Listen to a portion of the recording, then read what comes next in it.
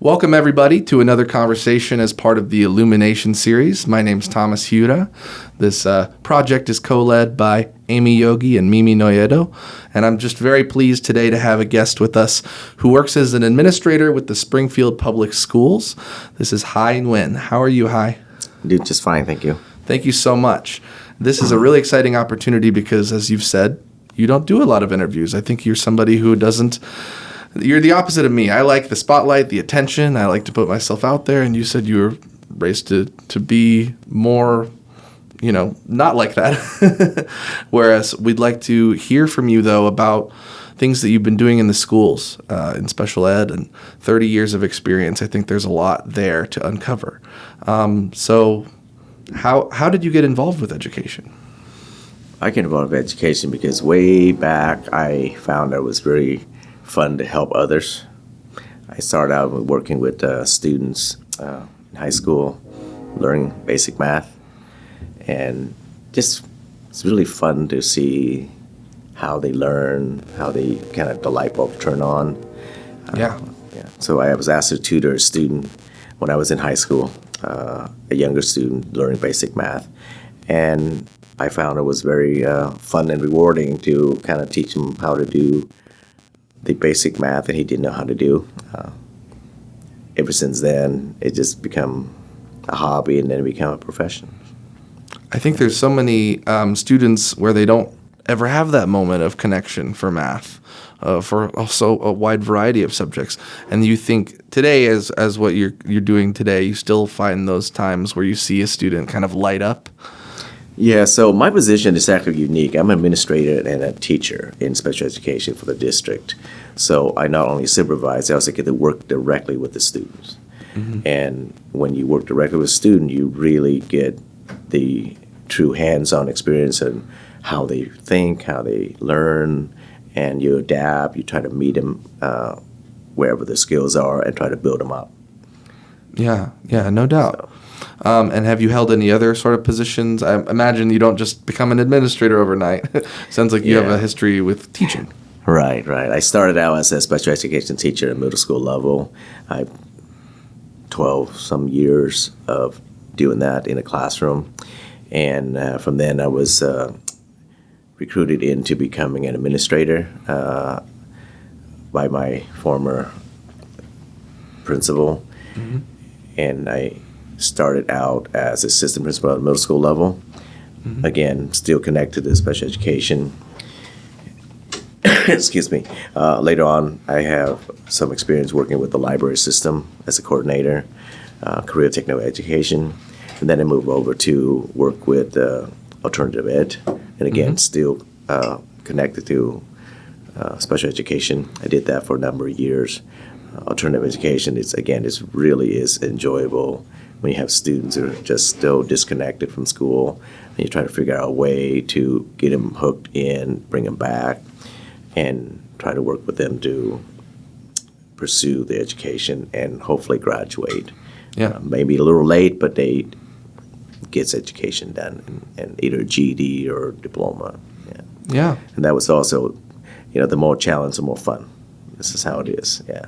I'm glad to hear that. I think a lot of teachers don't have that optimism, or at least it's hard to stay, energized. Yeah. There's the term burnout, but I've heard more people say demoralization is more specific. So to say that it's challenging and fun is really refreshing to hear. I know that you are speaking here as an individual, not on behalf of the district whatsoever. And so there's an opportunity to explore, your personal experiences.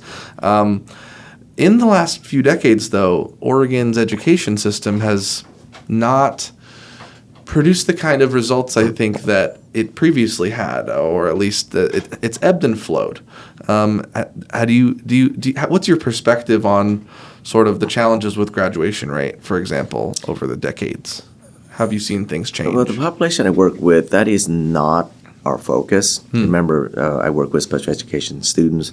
I work with a program right now that are 18 to 21. They have completed high school without a regular diploma, a modified diploma or certificate of completion. So graduation rate is not our concern, not because it's not important, it's because the student that I have we are transitioning them to adult living skills. They are moderate to mild disabilities. So the focus is not high school graduation. So that is because they already finished high school. So our focus is how do we build the skills up for employment and transition to be a productive community member adult and Awesome. connect them with services that they need that would last them through their life. That's very important, that step from the end of K through 12 into adulthood or the real life. It's a huge leap, and it's so circumstantial with different experiences and support networks that students Right. have. So being able to fill in those Right. gaps potentially. Do you feel there are any misconceptions about special education that you come across or that you kind of wish people understood better? I really, again, on that side of education, it is, lack of a better way to express, is not my focus. My focus is with the students. Okay, the students' needs are with the population I work with. There are certain needs that they have, and we start where they are, and I build my staff in the sense that here where they are, we know where they need to be, and we figure out a way to build the skills up so they can become a community member, knowing how to access services that they need, and knowing how to be to learn the independent living skills that they need as a young adult. And some live in group homes, some end up able to live independently. So it is, perception of what people see special education, again, is not our focus. Our focus is how do we build the skills of the students that we have. Right. I think that's why Amy thought that you would have so much to offer, is because you keep telling me it's about the students. It's about the students. See, the difference is that when I have a new staff on board, one of the things I remind them to do, this is one of the best, most rewarding job, and it's hard that you can never explain. Right. It's not like, I work at a restaurant, I serve people. I work at a bank, I'm a teller. It's I'm sure it runs a wide variety. Yeah, every student is different. Every student have a different set of needs. And every student that you meet, you work with them, you learn what is it that they need from you. And remember, this is young adults. They're not fifth graders, sixth graders. They're young adults. They are growing up and they want to be independent. They just don't know how. Mm-hmm. So that's a difference. They have certain disabilities and certain needs that you need to kind of fill in the blank and help them, guide them to learn those skills. Do you think that the challenges that they have entering adulthood, the world has changed so much, 2022, 2010s, 2000s, 90s, so much has changed, I think, with technology and with the way that people socialize and things like that. Do you think that some of those key challenges that students have evolved, and how has that evolution happened, or do you think it's stayed relatively consistent? Have you ever seen a teenager walking around without looking down at their phone? Mm-hmm. That's a challenge. Right. They're so focused on technology, but in a screen this big. So in that sense, we have to learn to adapt to help them to see the world outside of the screen. So the challenge is not because of technology. The technology helped them. So we no longer need to put a quarter in, dial the phone at top. They can get access to information right on the phone. So in that sense, I don't see it as an issue. The issue is that they are so focused on that, it's hard to get them to whiten up the view and the view that is in front of them. Okay, right. What my staff and I used to talk about is that we call it the Nintendo effect. Life passed by them and they observe it. What we want to do is to get them to be involved with that life. Don't watch it, participate. And that's the key difference, is that the challenge is to get them to participate and work on their goals and be a part of it and not just watch it. So the technology will help, but again, it's an opposite of it's not the challenge technology, it's to get them to be involved and not just watch it.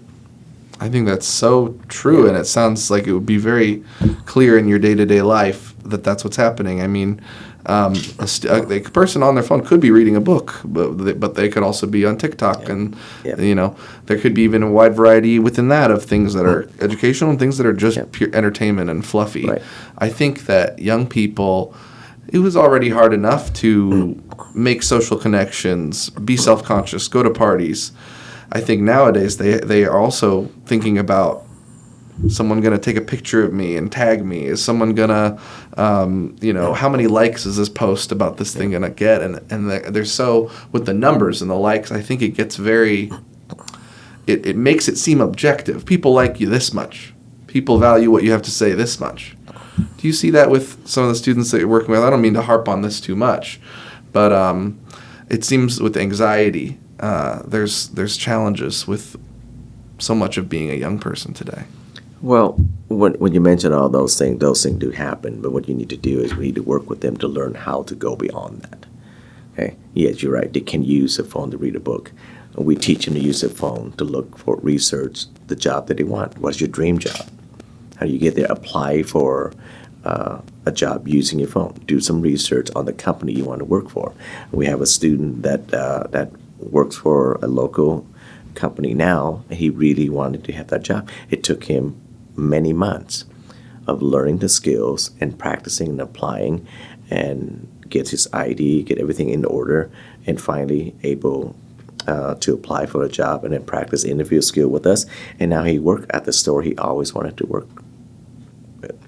So, wow. See, and that's the point about technology, is that how do you get them to use it and participate in a way that benefits them? See, so TikTok always going to be there. YouTube is always going to be there. There's a time for entertainment. There's a time for you to use it to benefit and to gain the skills you need. And that's the end goal of technology. So, and it really is really simple. We don't talk about those things that you mentioned because it's always there. When they leave school, it's always there. Right. We don't need to talk about it. We just need to teach them to use it in a smart way. You don't post anything personal about yourself, and use it in a way that benefits you instead of hurting you. And whether they like you or take digital or not, you don't even know this person. So we teach them smart skill with technology. Absolutely. Yeah. The nature of your job, it sounds like you are working with students that have been trying. They just, it's not that you show up and then things are magically sort of better for them. There's a lot of effort and a lot of emotional labor that I would think has to go in. Do you think that more often you're kind of easily able to get out of bed and just charge forward and be optimistic, or do you? If you meet my students, you would want to work with them. I got a great staff that I work with. They're tremendous. They have heart of gold. They love working with the students, and the student will energize you. If you meet some of these students, they're incredible, and that's one of the reasons why I stay with them. And I work with them because these are students that have some disabilities, and every day to them is a new day, and it could be a challenge, and they get up. So we meet them where they are, and they are a kick to work with. The stories that staff can tell on the little successes, the big successes, it's incredible. It really is a joy to work with them. That's why we do what we do.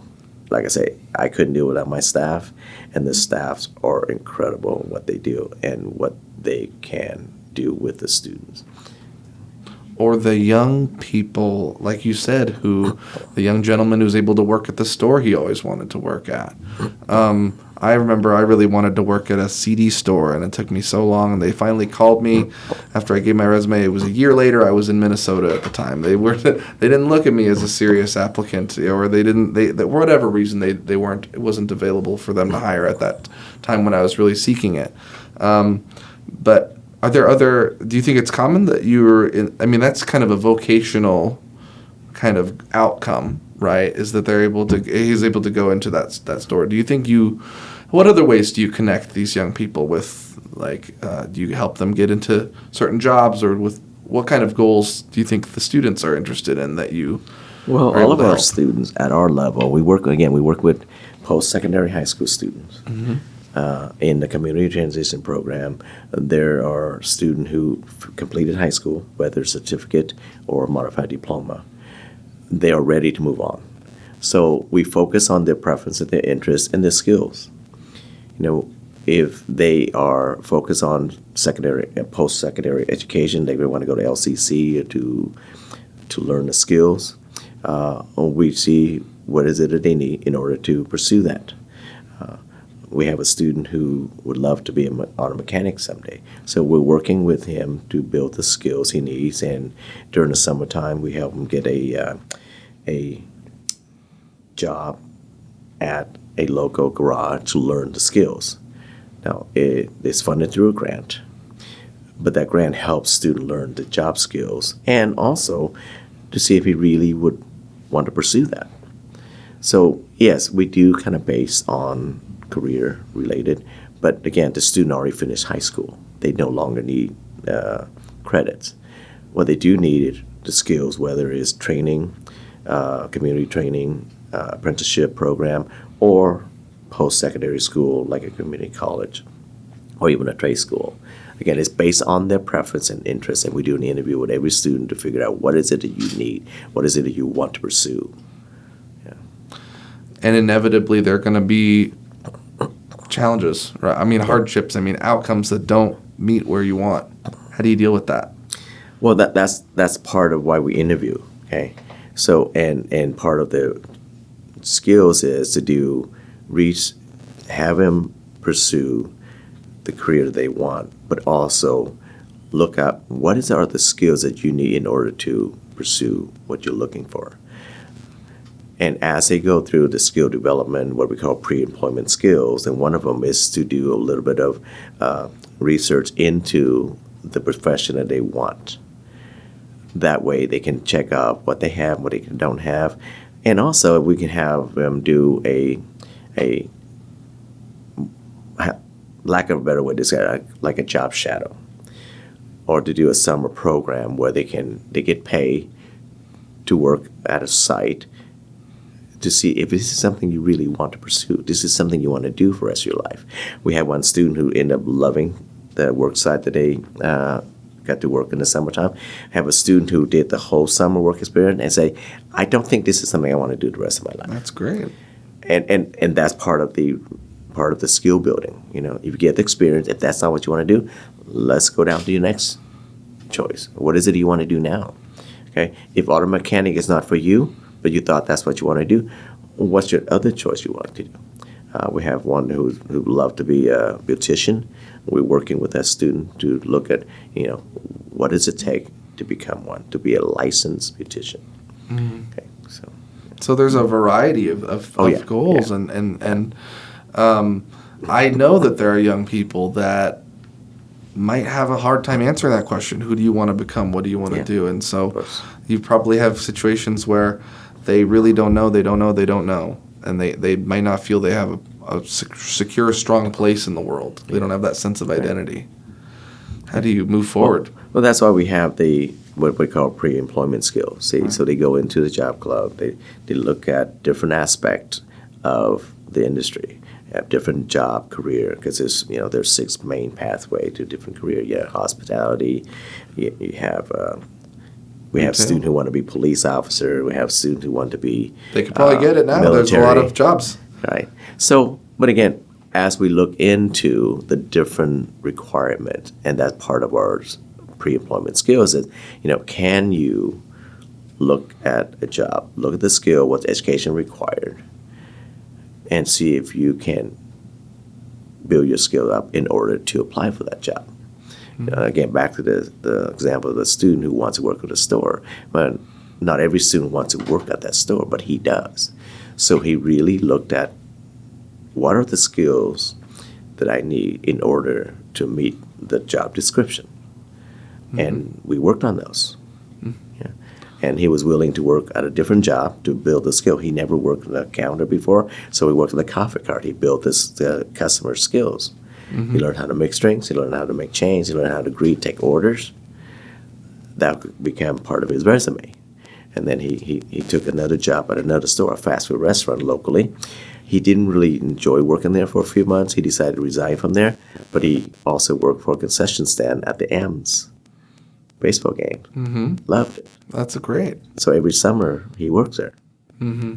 And he really enjoyed it. So that also become part of his And I'm sure they know skills. him. And yes. See, and then he used all those skills, and he practiced interview mock interview with us, and now he got the job that he wanted. Amazing. Yeah. Amazing. And So every student have a different set of needs, and every student have wants. I think I know how you're going to respond to this, but because you're not a person who seeks the spotlight, but I think that there's a lot of unrecognized work that you're probably doing. Do you feel celebrated enough? Do you feel like your work is honored, compensated, appreciated enough? Maybe not just for you, but the team that you work with. You're right. It is not me. It's about Yeah. the student and about the staff that you work with. And they're a great staff. You invest the time and effort into building the staff and building the program. So I have a great teacher that I work with. Together we build the staff and we show them what is it that we can do to help students. Okay. So one of the things we work on is that it is not teaching, but it's more like coaching. Okay, this is a separate thing between teaching, giving knowledge, and we do that. But coaching is mentalities that you need the skill. We're going to help you build the skills. Coaching is about building the skills. It's not teaching, here's what I need you to learn, go learn and come back and tell me, take a test, see if you get done. So, again, most of the students are learning job skills. They need to know how to do certain, lack of a better word, jobs. Right? If you're a stock boy, there's certain things you have to learn how to do. If you're a server, you have to know how to make orders. You have to know how to make change. So those are the skills. We build them. We coach them. Now if I do our job correctly, the student will learn the skills they need to learn, and that's our recognition. See, and that's what we're at. The success that we see is what the students can bring to the table. See, and that's a Absolutely. different aspect because we're not a program, and in particular, when I work in alternative ed and what I'm doing now, in special education, we build the skills of the student, whether it's academic or job skills or personal development skills. It's all about learning the skills to move forward. Mm-hmm. It's not about whether or not you can pass a test. The reward is how do we get the student to a point where the student can engage in education or in life, participate in that life or the educational program. Awesome. We can always keep talking about the students, but I also want to talk about Springfield. And it seems that you've been in this community for a long time. When did you begin your journey in Springfield? I started to teach in Springfield in 1990. Mm-hmm. That was, so I spent a number of years. Excellent. Wow. Yeah, I was born in 93. So you must be contented enough. Where did you come from before? What's your backstory, if you don't mind? What do you mean, backstory? I don't know, that. your origins, and did you come to the U.S. As an immigrant, or you don't need to answer any of these things necessarily. I'm just kind of curious about your background and being in Springfield. Well, I'll tell you this much. I was born and raised in Saigon. Okay. Yeah.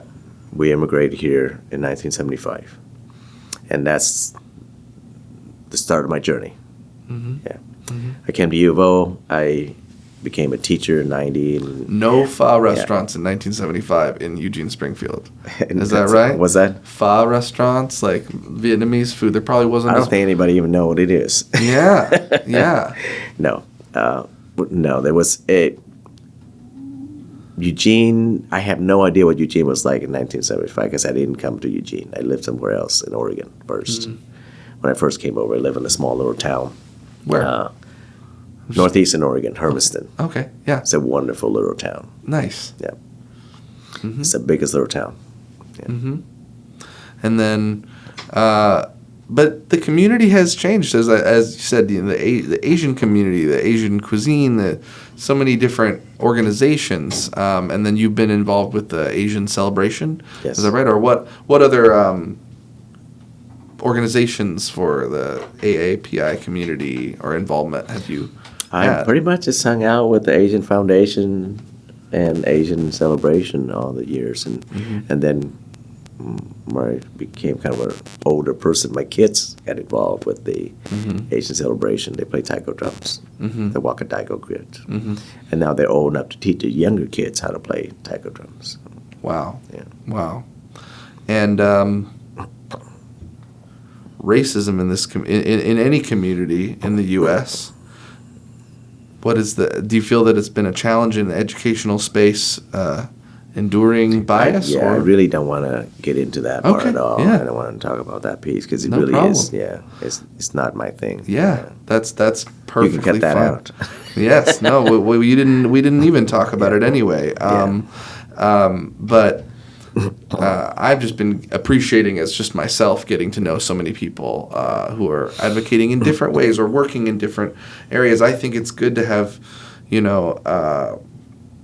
a wide variety of people in your community doing a wide variety of things, starting a church, doing this and that. So thank you I for think one of the most important things, one of the reasons why I got interested in working with the Asian Celebration, the Asian Foundation, was that, one of the key elder, again, I met Amy there, I met some other folks, some of the ladies, and one of the elders who recruited me into the program was that the goal is not to be political.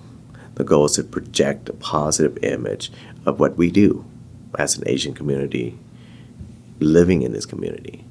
And that really appealed to me, and that's why I joined, and that's why I stay with them. It is apolitical. It really is projecting all the positive thing that we can bring to the community. And that's, to me, is more important than all the other subjects because, you project what you want them to see, and they see what you project. Right.